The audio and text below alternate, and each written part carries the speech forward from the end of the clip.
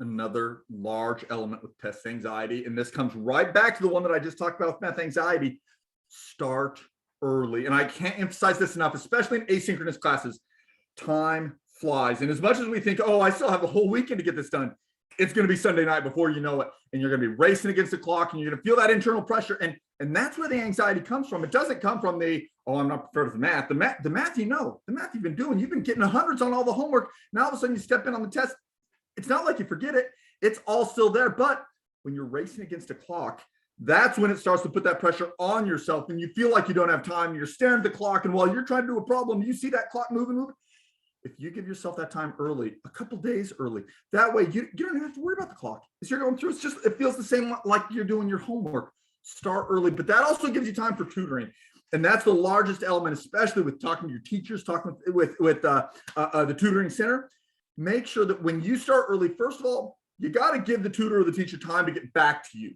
And that's where if you start 3 to 4 days early, you have all those problems that you email them and just say, hey, can we catch up? Still a couple days before the test, catch up, ask those questions. That gives you time to review those same problems, to go over and really instill it in your mind before the test even starts, but still before that deadline's looming over us.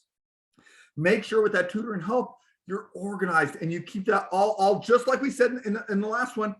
Be organized and have that notebook. When you do these problems, the tests that give you the most number of problems, or the problems that give you the most hassle, make sure to do those ones over and over again. Have those ones where you see them more and more in your textbook so that when you're going for your tests and your quizzes, you see those ones more often.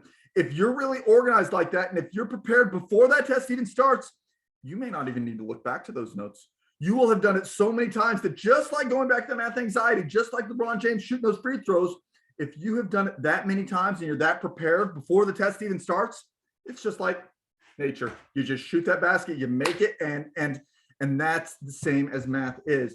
Math really is, the more you practice it, the more you see it, the more you work with it, the easier it gets, the better you're going to be at it, and most importantly, the more confident you're going to be. And as soon as we can get that confidence built, that's when you're going to be really successful in that course. I look forward to helping you.